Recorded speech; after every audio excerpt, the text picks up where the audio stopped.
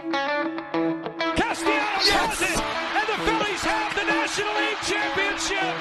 They have beaten the Padres 4-3, and they celebrate on their home turf as the Phillies are the 2022 NL champs. Hey there, podcast pals from WHYY and BillyPenn.com. It is hitting season. I'm your host, John Stolnis from The Good Fight. You can follow me on Twitter at John Stolnis. Coming up, we're going to recap the first two games of this Phillies-Cubs series in which the Phils took both games and clinched the series win, continuing their red-hot play on the road. But yet something about this team just doesn't feel quite right to me. So we'll get into that coming up here in just a few minutes, but we don't want this to be a negative podcast because the Phillies are in the midst of one of their best stretches in more than a decade. We'll break down some of the numbers. Should Ranger Suarez be the next Phillies pitcher to get a big money deal extension? And what would it look like? Also, I'm going to throw a little praise for Philly Rob out as we've watched a couple other National League contenders absolutely hit the skids and the crumbling of those clubhouses. Plus, we will open up the Hittin season mailbag and answer some of your questions. We had one person submit a question through the voice memo system to our email, and so we'll hear from that question. The rest of them all came from Twitter. So getting to all that stuff coming up here on this edition of Hittin season. But first, want to encourage you to check out our website at BillyPenn.com, our landing page there, BillyPenn.com/Hittin season, where you'll find some writing from me and from Justin and from others involved here with the Hittin season podcast. It's also where our podcasts are kept. So make sure to check out BillyPenn.com/Hittin season for all things Hittin season. And of course, please leave a 5-star rating and a review for Hittin season, the Hittin season podcast at Apple Podcasts. Tell your friends and family if they're Phillies fans about the pod if you haven't done so already. And you know what? Grab their phone and subscribe for them if they're not doing it on their own. Sometimes you just have to take the bull by the horns and get this stuff done, friends. So that's what I would encourage you to do. And hopefully they will join us on this mad journey of Phillies idiots here as we continue to devote our lives to this baseball team. But hey, right now things are going well for the Phils. They took the first two games of this series, this 3-game series in Chicago against the Cubs. You'll remember last year, they went into Wrigley Field late in the season. I think it was the third to last series of the season, and they were still dealing with the Milwaukee Brewers for that third and final wild card. And based on the way the Phillies were playing in that Chicago series, it looked like the Brewers were going to catch them. It was only because the Brewers collapsed that they didn't overtake the Phillies for that third wild card. But I went on a rampage on the podcast right after that series when it was crunch time. The Phillies are on the verge of ending their 10-year playoff drought, and here they are playing some of their worst baseball of the season against a Cubs team that really owned them last year. The Cubs won all 6 games against the Phillies last year, and they swept them in Wrigley right at the end of the season. But of course, we now remember the Phillies righted the ship in a monsoon 4-game series against the Washington Nationals in D.C., and then went to Houston and did what they needed to do to win that first game and clinch the wild card spot. So the Phillies come back to Wrigley Field playing much better baseball,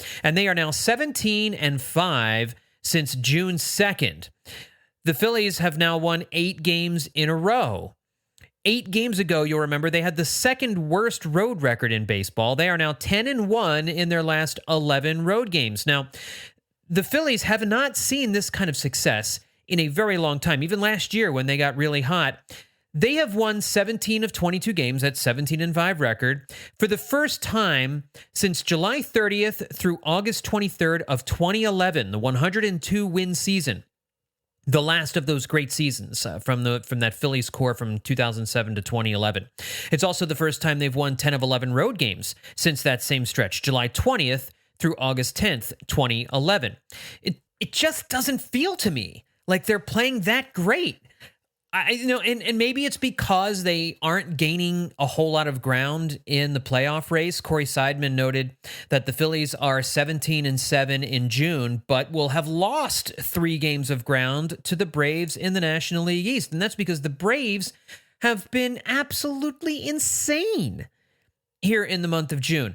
They've gone, 20-4 in the month of June, while the Phillies have gone 17-7. And the Marlins are, I think, 1 game better than the Phillies in June. I think they're 18-6 here.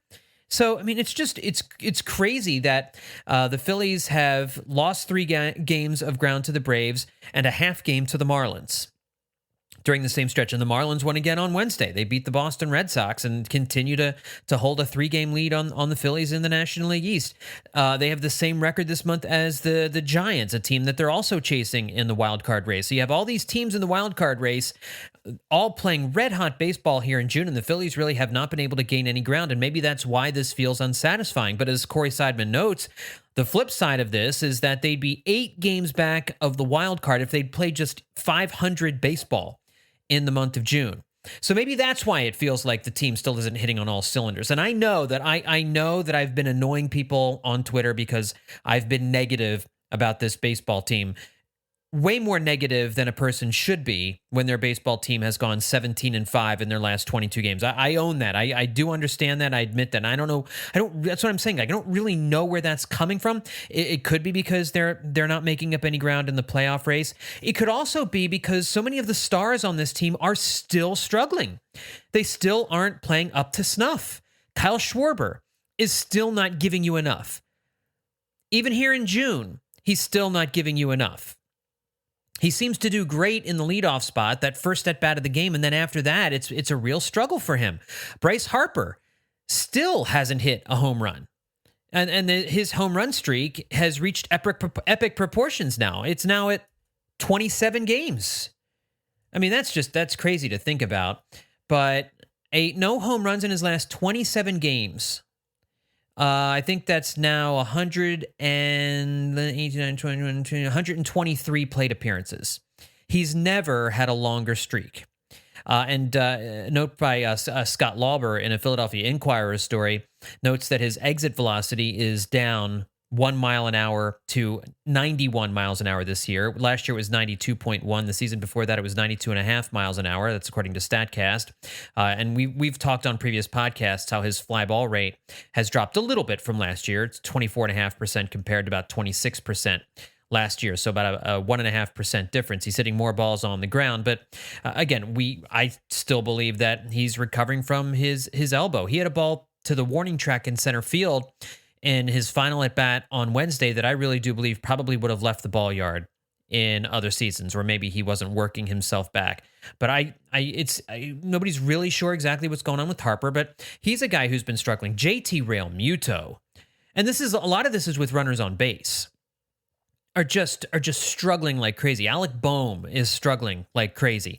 Trey Turner has had a decent month of June, but not an all-star caliber month of June. Like no one on offense outside of Nick Castellanos has gotten wildly hot for any extended period of time. And I'm not talking for a week. Any hitter can get hot for a week or two. But I mean like carrying you for a month or two.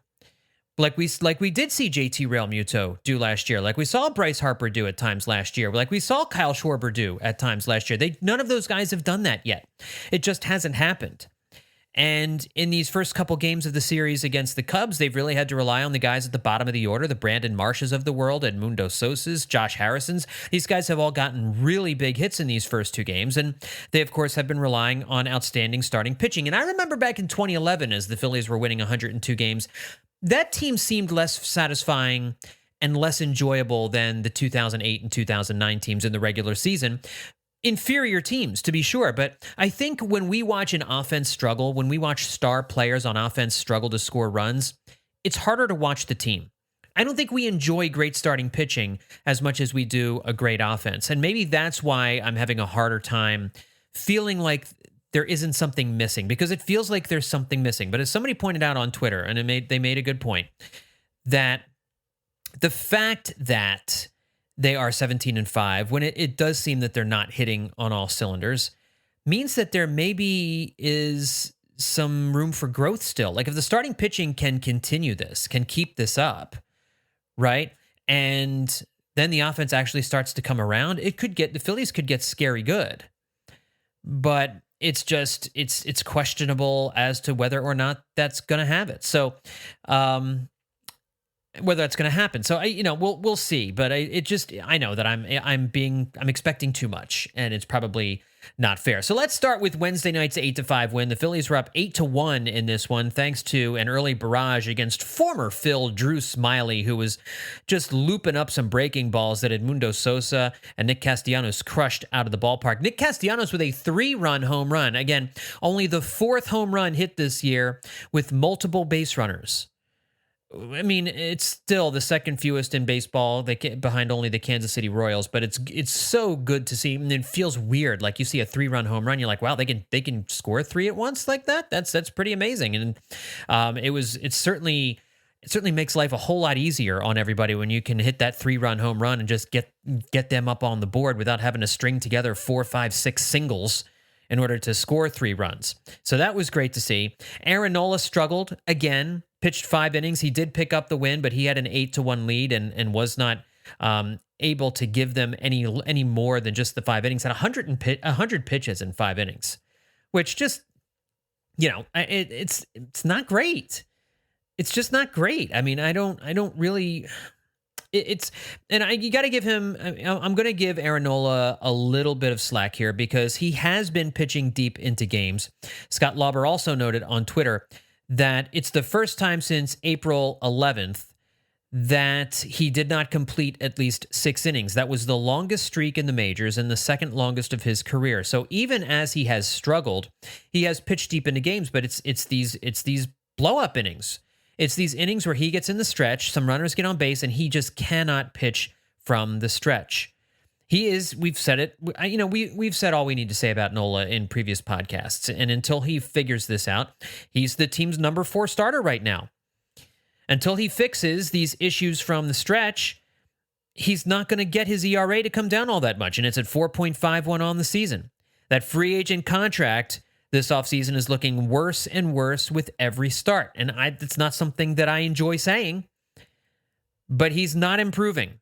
This should have been a game where he just cruises. And maybe that's another reason why I feel a little like something's off about this team, even as they go 17-5. So Aaron Nola being kind of a shaky mess, it doesn't seem like it's sustainable if Aaron Nola doesn't figure things out, if this offense doesn't figure things out.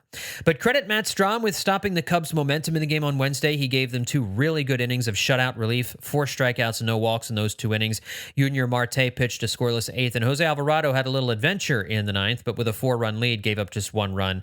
Poor JT Realmuto, he took a foul ball off the coconuts, luckily wearing a cup, which is always good, but those things are not impervious. And my poor man was on the ground for a good 3 or 4 minutes before getting back up, and he wasn't right for the rest of the inning. There was like a wild pitch and a pass ball, and he was just getting beat up back there trying to catch Jose Alvarado's stuff. And Alvarado's actually gotten hit around a little bit since he returned from the injured list. Corey Seidman tweeted that opponents have hit .303 with a .425 on-base percentage in his 9 appearances since coming back from the injured list. However, like he did tonight, he's been able to get out of it without giving up too many runs. I think what I just kind of have to accept in my heart is that just beat the subpar teams. Beat the teams that you should beat, and you'll be in good shape. And that's what the Phillies did here on Wednesday night. It's also what they did on Tuesday night when they won 5-1. Brandon Marsh hit 2 home runs in the series opener, and Trey Turner and Castellanos each added RBI singles in a very easy and breezy 5-1 win. And in that game, yes, Brandon Marsh was the offensive hero, but the real star of the game was my new favorite Philly, Ranger Suarez. But we'll talk about Ranger more here in just a second. Marsh has been riding the roller coaster this year. In April, remember, he had an OPS of 1066. It's hard to remember. It's easy to forget, I'll say, how insanely good he was in April. 4 home runs, 7 doubles, 4 triples, 28-13 strikeout to walk ratio. He hit .329 with a .418 on base and a .647 slugging percentage in April. And then from May to June 10th, in 116 plate appearances, he went from hitting .329 in April to hitting .194 after that. His on-base percentage was .418 in April. He had an on-base percentage of .287 from May to June 10th with a .245 slugging percentage, a .532 OPS, half the OPS that he had in April, with just 1 home run and 2 doubles in a month and 10 days. And he had the same number of walks, but 44 strikeouts over that time. But now in his last 6 games, as he's gotten a run against right-handed pitchers, he did not play in the game on Wednesday because Drew Smyly, the lefty, allowed Christian Pache to get into the lineup. But in the 6 games before that, he started against all right-handers, and he hit 600 with a 636 on base and a 1050 slugging percentage for a 1686 OPS with those 2 doubles on Tuesday night. Those 2 home runs, on Tuesday night, and 3 doubles. And looking at the Fangraphs leaderboard, Marsh currently ranks 6th among Major League Baseball center fielders in wins above replacement at 2.0, and he is tops on the Phillies in wins above replacement. His overall numbers for the season are all-star caliber: 283, 365, 469 with a weighted runs created of 124. He's got 7 home runs, 32 runs scored, and 32 RBIs. Great numbers for a center fielder, and hopefully he can just be a little bit more consistent as the season rolls along. I also mentioned Ranger Suarez. I really do think he's my new favorite Philly. I think I like Ranger Suarez more than any other player on the team, because I love how cool he is. I love how effortless he makes pitching look. He does remind me a lot of Phillie in that way. Just how casual he is fielding grounders back in the box, and how he throws guys out at first base, like just so nonchalantly and cool. And those first 3 starts of the season, when he was coming off the injured list, clearly he was just trying to find himself. And in the month of June, he could be the National League pitcher of the month. On Tuesday, he went 7 1/3 innings. That's right. He pitched into the 8th inning, gave up just 1 earned run in that 8th inning, gave up 4 hits in the game, 1 walk, and 8 strikeouts. The strikeout numbers are piling up because he's painting the corners down in the zone. It's just such a beautiful thing to watch, and he's so fluid and quick and efficient. He's just a joy, and his personality is just fantastic. His season ERA is now down to 3.18, and check out these numbers. Over his last 6 starts, 40 innings, he's given up 6 earned runs for a 1.35 ERA over his last 6 starts, a 37-10 strikeout to walk ratio, a 0.975 whip. He finished June with a 1.08 ERA in the month. Destiny Legardo of Phillies Nation noted he's the first Phillies pitcher since Aaron Nola in August of 2018. Remember, that was the year Nola finished 3rd in the Cy Young voting, to post an ERA below 1.10 across 30 innings pitched in a single month. And he's one of only 5 Phillies pitchers to do it since 1966. What we've seen is some 2011 Cliff Lee stuff, although we have to put that in a whole different category. Lee gave up 1 run over 42 innings at one stretch in 2011, and threw 3 straight complete game shutouts. Now, nobody's ever going to do that again. Nobody's ever going to throw 3 straight complete game shutouts. Managers just won't allow it to happen. And we've talked all season about Aaron Nola getting a contract extension, but maybe it's Suarez we should be considering doling the money out to. Now, the Phillies have him under team control for 2 more years after this one, but locking him down long-term would likely keep the cost down for the 27-year-old rather than waiting. And I think we have a mailbag question on this coming up here in just a few minutes, so I'll save more details on the contract stuff for that question. But this guy is my favorite player. If I had to get a Phillies jersey right now, it would be Ranger Suarez, because I just think the dude is so cool, and the way he's pitching right now is just phenomenal. One other thing before we get to the mailbag, and I want to give credit to Sixto Lezcano on Twitter at mleaf. No, this is not the player, former player Sixto Lezcano, but it's a Twitter follower who's been a follower and who I followed for a number of years now. Good Phillies tweeter, and he was reacting to something that I tweeted about Rob Thompson and the good job that he's doing, and I wanted to react to something that he replied back to me with on Twitter. He said, looking at the buy a winner teams, the Padres and Mets are imploding and at each other's throats in the process, which makes it all the more remarkable that the Phillies seem to actually like each other during the rough times and subsequently pull through them. And I think that was a very interesting perspective on this, because we've mentioned this before on previous podcasts, we've talked about what is it that managers do? How do managers actually help? How do they add wins in the ledger sheet? Because last year, when the Mets were winning a bunch of ball games, everybody was praising Buck Showalter, the smartest guy. There's not a detail he doesn't miss. And now there are open questions, literally 365 days later, as to whether or not he should survive the season. as the Mets manager. He's getting snippy with reporters, backhanded, smarmy little comments, little I know more than you. We talked about this on the last podcast. And the Phillies were going through it just as much as the Mets and the Padres were in May. They were in the same boat, not quite as bad as the Cardinals, but certainly in the same boat as the Mets and the Padres. But the Phillies found their way through it. And as you know, as M. Leaf mentions they didn't, the clubhouse didn't fracture. You didn't have players blaming each other. You still had every time, even though they weren't winning many games, when they would win a game, and Phillies television is interviewing whatever player was the player of the game, the daycare, Stott and Bohm, come out and they pour ice water down the guys' shirts. I mean, they're still doing the fun stuff. And that's important. Because here in New York, you have rumors that Max Scherzer would be open to a trade away from New York if the Mets fall completely out of contention. There are rumors that the Padres clubhouse is a cauldron of finger pointing and blame gaming and sniping at each other. And the Padres lost again to the Pirates on Wednesday night. They are 8 games out of the wild card at 37-43. It is hard to believe that they won't sell at the trade deadline. I don't know that they have a choice. And there could be some decent players to poach. Could they make Juan Soto available in trade? And would the Phillies be interested in something like that? He's under team control through next year. Now, when it's time to negotiate his contract extension, I don't know if John Middleton could afford that.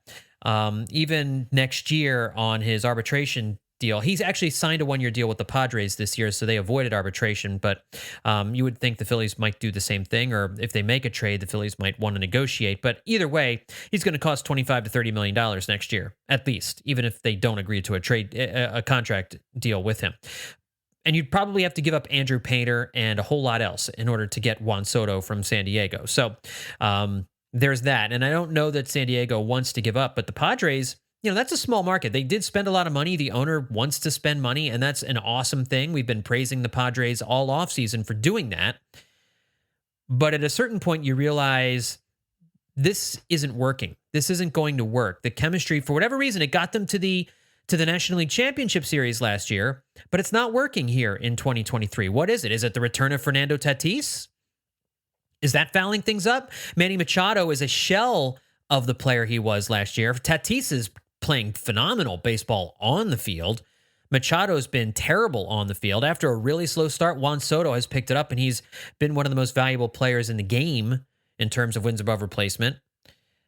So I wonder if they would move Juan Soto, because I don't know that the Padres are going to sign him to a long-term deal. They've already inked long deals with Tatis and with Machado. Can they do another 11-year deal worth $400 million? They've already got 2 of those with Tatis and Machado. I don't know that they can. And if this year is going to be a lost year, I mean, maybe you keep him and get another run at it next year. If I'm their GM, that's probably what I end up doing, unless a team's going to blow me out of the water with a deal. And with the Phillies, that's got to be Andrew Painter and a whole lot else. And I don't, as much as I would love to see the Phillies add Juan Soto and upgrade in left field, that would be a tough pill to swallow for a team that is looking for young talent. But I mean, Juan Soto's young talent. Juan Soto's like 24 still. So it's an interesting question. And I don't know that the Padres would make him available, but the question you have to ask yourself is, would you give up Andrew Painter for Juan Soto? I can't think of many players in baseball I would give up Andrew Painter for. Juan Soto might be one of them. He's that good. And so that's something to consider, but I don't know that it would ever come to anywhere close to fruition. But also, you look at the Mets. Steve Cohen, the Mets owner, who's spending $340 million on payroll this year, spoke about the state of the team before their loss to the Brewers on Wednesday. He said he's staying the course for now with the manager and the general manager, so it sounds like Buck Showalter and the GM are safe, but changes could be coming. It sure sounds like the Mets could be sellers at the trade deadline. They absolutely should be. They are 36-44, 8 games under 500, and they are 9 games back of the third wild card. Now, it's unlikely they'd trade anything that could really help the Phillies, and frankly, if you're looking for outfield help, I'm not enamored with the Tommy Pham, Starling Marte combination they've got out there in left and right field. That's not appetizing in the slightest. If you're looking at potential outfield options, right-handed outfield options, Washington's Lane Thomas is an intriguing outfield name. You've got Boston's Adam Duvall. He sounds like he would be an obvious choice to come aboard. There's some Dave Dombrowski connections there. But both of those guys, I think, could be had in trades here at the trade deadline. And Dave Dombrowski spoke before the Phillies game on Wednesday and gave an update on Bryce Harper's return to the field to play first base and how it could affect the trade market. It still looks like Harper's return to the field to play first base is likely after the All-Star break, which is really just a couple of weeks away. It's coming up pretty fast. And while Dombrowski admitted it's possible that Harper won't be able to return until after the trade deadline, Dombrowski thinks he will be out there before then, which would give him enough information to see whether or not Harper is going to be able to hack it at first base. And if he is, then they can get Kyle Schwarber out of left field, and they can trade for a corner outfielder, a right-handed corner outfielder like Adam Duvall, Lane Thomas, or somebody of that ilk. I know there was some rumors going around. We talked a little bit about it. Paul Goldschmidt potentially being added at first base, but that doesn't work if you're going to put Harper at first base. And right now, that is certainly the plan. All right, let's jump into the mailbag here to finish off the podcast. And we're going to go, and this will always be the case, whenever we get the voice memos, they'll always get the first play here on the podcast. And want to just remind you, when we do a mailbag, and really you can submit a question or a comment anytime you want, and if you'd like to get on the podcast, that's the best way to do it. Just record a voice memo on your phone, or if you've got recording equipment at home and you want to make an MP3 of something and email it to us, you can do that as well. But the easiest way to do it is just everybody's got some kind of voice recorder on their phone, whether it's an Apple or a Google phone or whatever the non-Apple phones out there are at this point. I don't know what they are. Just record yourself in your voice memo on your voice recorder and email it to hittinseason@billypenn.com. Again, that's hittinseason@billypenn.com. It's really, really easy. Just do that, and you can ask your question there, or you can leave a comment for us there, and we'll play it on the show so that you can hear it back. And anyway, we had one of those come into us this week. Paulo Sousa sent a voice memo talking about Ranger Suarez. So let's give a listen to that. Hey guys, love the show. This is a voice memo from France. I just wanted to know, what do you guys think? Ranger Suarez is our number one. Thoughts? So is Ranger Suarez a number one? And this is actually going to be, I'm going to dovetail this with another question I got from NASCAR Philly at Anon in Philly, where he asked, is Ranger the true ace of the team? Yes or yes? Thanks. I love Ranger, love what he's doing. He's been their best pitcher over the last 6 starts, over the last month and a half. I predicted that he would be an all-star at the start of the season. I think he got too late of a start in order to make the all-star team, although Philly Rob is the National League manager, so if he gets a say and can bring somebody aboard, maybe it's Zach Wheeler, maybe it's Ranger Suarez, but I think Ranger Suarez right now is pitching their best baseball, but you still have to say that the ace is Zach Wheeler. And it just will be. He has Rangers. Zach Wheeler has more of an ability to stop a losing streak, to shut a great offense down in game 1 of a playoff series. I think his stuff plays up that way. He's been the victim of some bad luck this year on balls in play. I still think Zach Wheeler's stuff and how he uses it and how he gets guys out. I know Rangers' numbers are looking better than Zach's right now, but I still believe Zach Wheeler is this team's ace. Could you call Ranger Suarez a co-ace? I suppose given the way he's pitching right now, you could. You could also say the same thing for Taijuan Walker. He's pitching just as good right now. I can't say just as good. Pretty close to as good as Ranger Suarez. Taijuan Walker's been outstanding here in the month of June after a very, very rough start to the season. But I think those guys are a tier below Zach Wheeler. I would still consider Zach Wheeler to be the ace of this team. Now, that's not to say Ranger Suarez couldn't get paid if the Phillies thought about a contract extension for him. And Joe Barton at Joseph Barticus tweeted, what does a multi-year deal for Ranger Suarez look like? I think if it were to happen now, he still has 2 more years of arbitration left. So you'd be paying for his last 2 arbitration years, and you'd also likely want to buy out his first, 3 free agent years. Maybe first four. He might say first 4 free agent years. And take him into his early 30s. You're probably looking, I would guess, at a contract of around 6 years, $125 million that would start next year. It would take you through his late 20s and into his early 30s. That would be just under $21 million a season. And I think that's less than what Max Fried is looking to get. I think Fried is kind of looking in the $140 to $150 million range, and I don't think Suarez has reached Max Fried's level yet. Again, I don't think you could consider him a number 1. I think Ranger Suarez might be working himself into number 2 starter territory. And while he has had a very good track record these last few years, it is limited, right? I mean, he was lights out transitioning from the bullpen to the starting rotation in the 2021 season.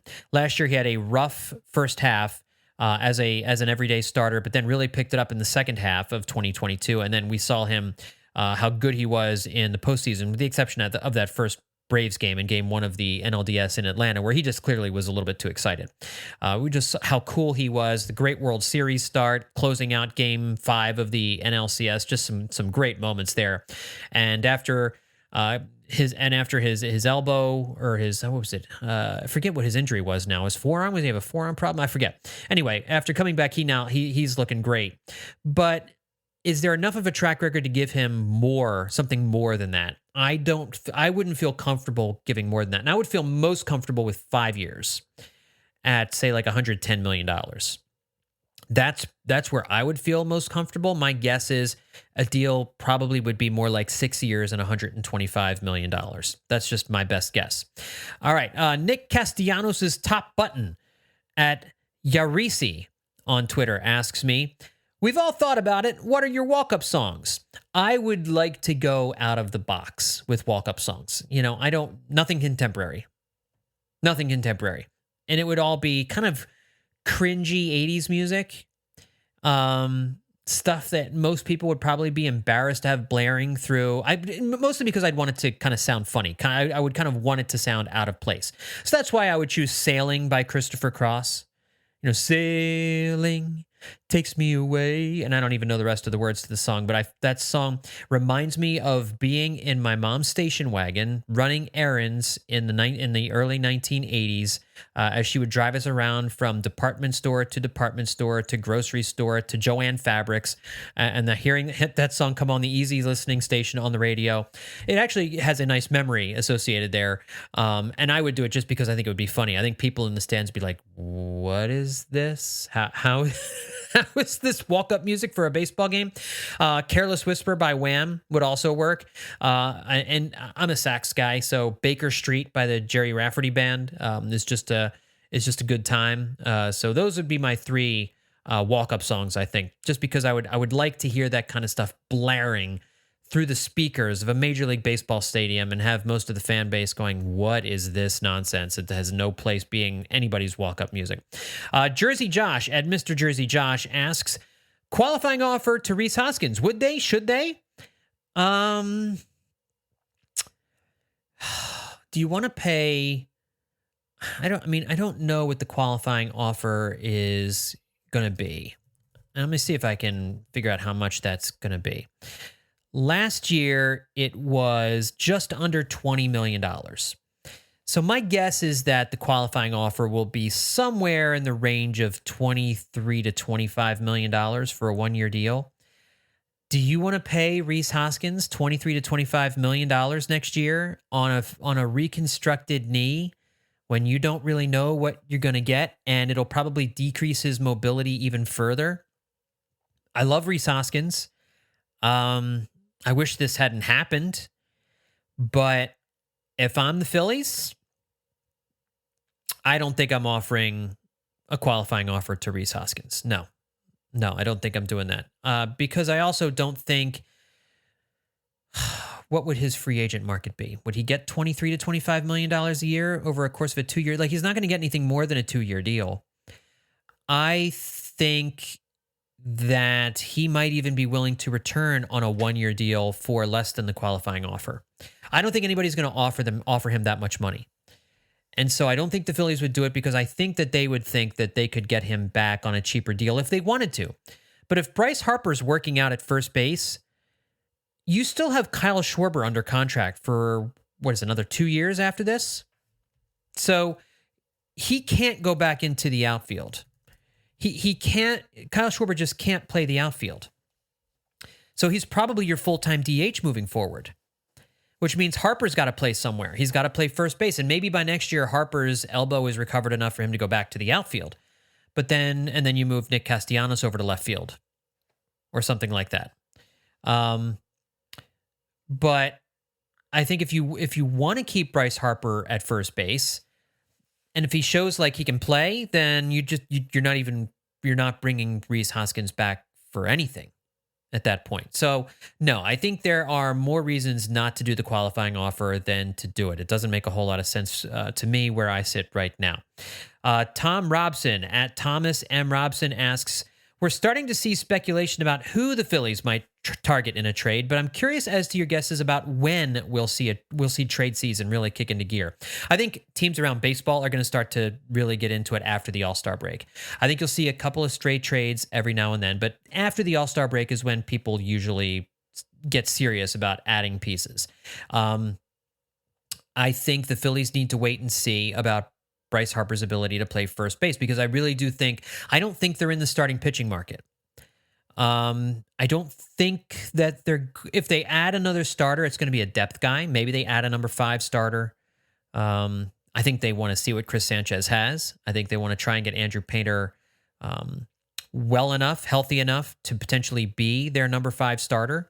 I don't think they want to go out and sign some middling guy or trade for some middling guy only then to just like not use him once Andrew Painter's around. So I just don't see them making a deal for a starting pitcher unless it's a depth guy that they can move back and forth between the majors and AAA.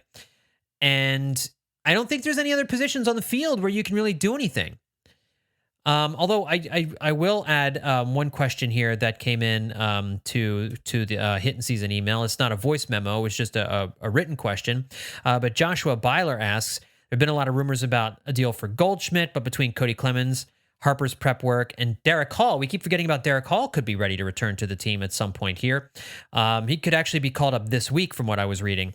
It seems they have first base pretty well covered, which I agree.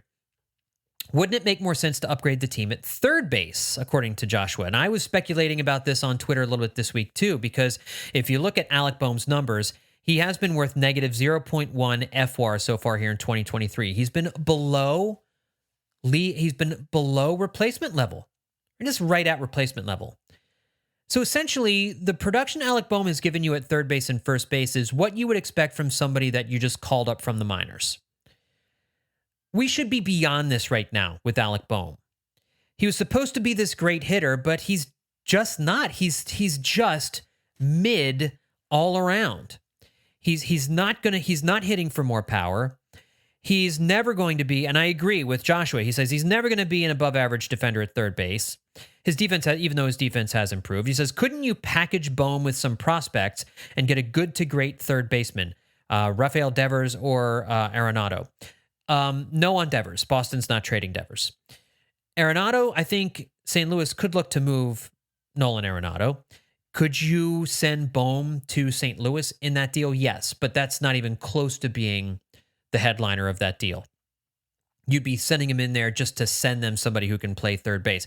You just mentioned, why would a team be willing to give you anything valuable for a player who's been worth negative 0.1 FWAR so far in 2023 and has never been as much as a 2-win player in baseball? He's a below league average hitter for the positions that he plays.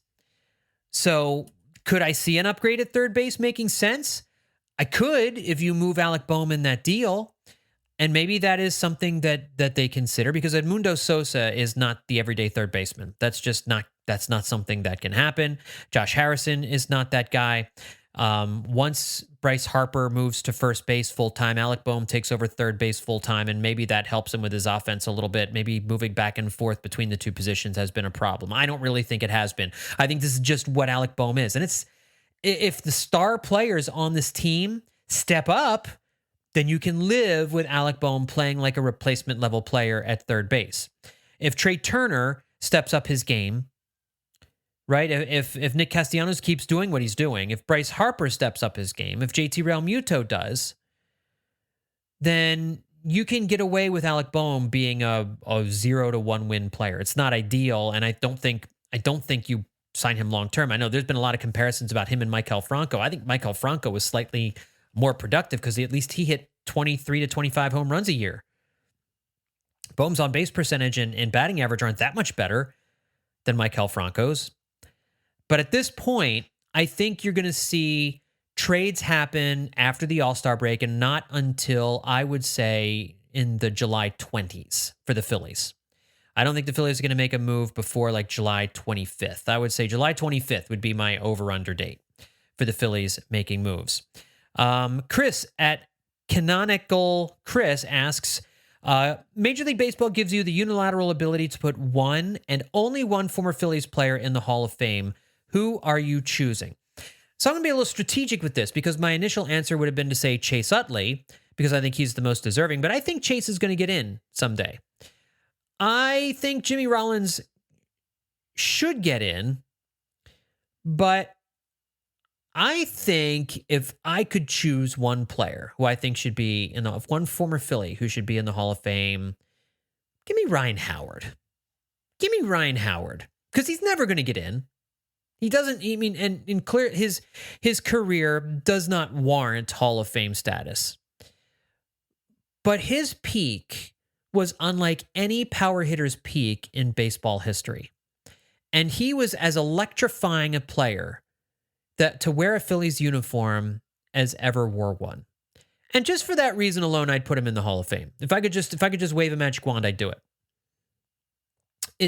So maybe I'm looking at this question in a little bit of a different way. I think if I had to choose, and if I'm not going to go Ryan Howard, then I would probably go Jimmy Rollins because I think the chances of Rollins actually earning the 75% that he needs to get in are slim.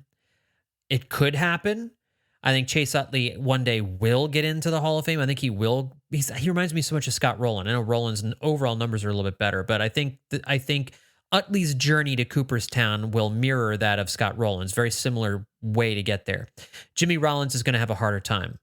And I think if you look at some of the counting stats and some of the combination of power and speed that Jimmy gave you and how durable he was and his postseason success, his ability to hit in the clutch, all those extra things that you look for from players, Jimmy Rollins has them.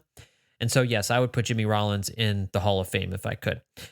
All right, finally, Rob Fida, or Fida, I'm not sure how you pronounce your last name, Rob, but it's at Rob Fida, F-I-D-A. He asks, who do you think will end up being a better hitter, Marsh or Boehm?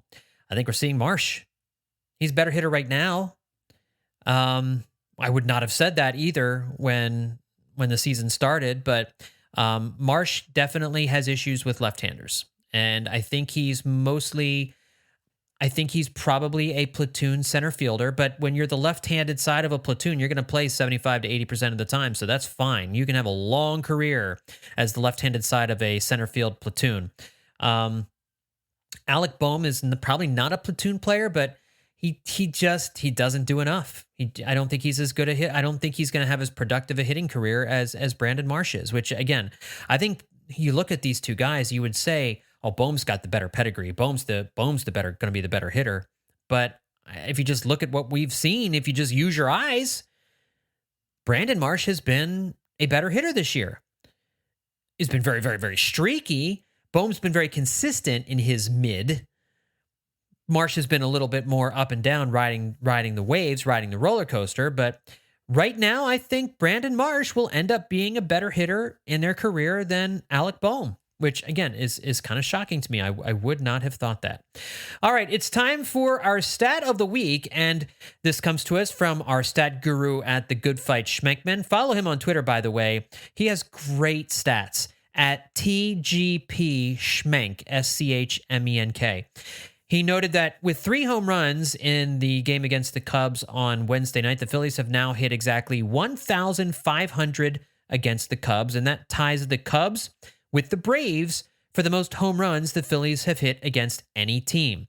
The Phillies have hit 1,500 home runs against the Cubs and 1,500 against the Braves in their long storied history. The number 3 team, kind of a surprise based on the fact they typically didn't play them all that often, the San Francisco Giants at 1,338. And maybe a lot of those came when the Giants were in New York. The Cardinals, when they were NL East foes, are 4th on the list at 1,274. And again, the Pirates, when they used to play in the NL East, are 5th at 1,225. The Cubs, the Braves, the Cardinals, and Pirates all make sense. The Giants don't make any sense at all. But again, I think some of that must have been when the Giants were a New York-based team. All right, folks, that's going to do it for this edition of Hittin' Season. And thank you to everyone who sent in questions. And again, a reminder, you can always email questions or comments for the Hittin' Season podcast at hittinseason@billypenn.com. Send them in by voice memo or just by regular email. You can do it that way too. Make sure to subscribe to the Hittin' Season podcast on Apple Podcasts, Spotify, wherever it is you get your podcast. Make sure you hit our Billy Penn landing page. BillyPenn.com/Hittin' Season is where you can find all of our Hittin' Season stuff. And just want to remind you also to check out the Hittin' Season Patreon. Sign up on one of the tiers to get all kinds of bonus podcast action. The Dirty Inning, Absolutely Hammered, and some Hittin' Season movie reviews that Justin and Liz do. That's over at patreon.com/Hittin' Season. Thanks everybody for tuning in. We'll talk to you next time here on Hittin' Season.